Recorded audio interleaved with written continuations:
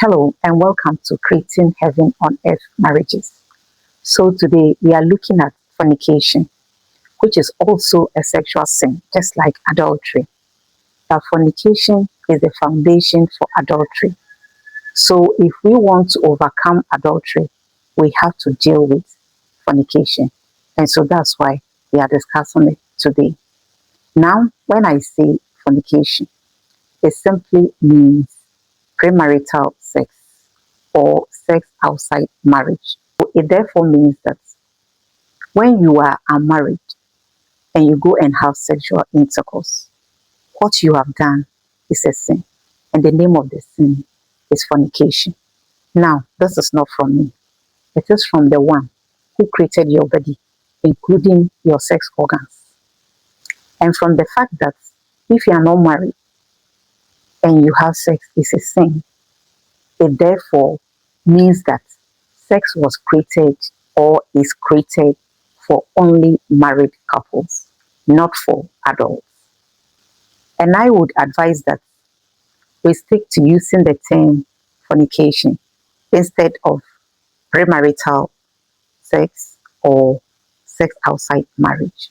This is because when you use the term fornication, immediately it reminds us that it is a sin, and the God factor also comes in. So it helps people to want to keep away from it. But if we use premarital sex or sex outside marriage, most people think that their body is theirs. So if they choose to go and have sex, even though they are not married, what is the big deal? So it doesn't remind them that there are consequences. And so it cannot help them pull away from that sin. Fornication, as I said earlier, is the foundation for adultery. This is because most people think that sex is meant for adults. And so before they get married, they might have had like 10, 15 sexual partners. So when they finally get married, it's difficult for them to stay faithful to their spouse because they'll be comparing their one spouse to about 10, 15 people. And that is not possible. One person cannot fit into 10, 15 people. And so because they are not sexually satisfied, they tend to go out and commit adultery. And so if we want to overcome adultery, we have to train ourselves. We have to be disciplined enough to stay sexually pure or as virgins before we get married.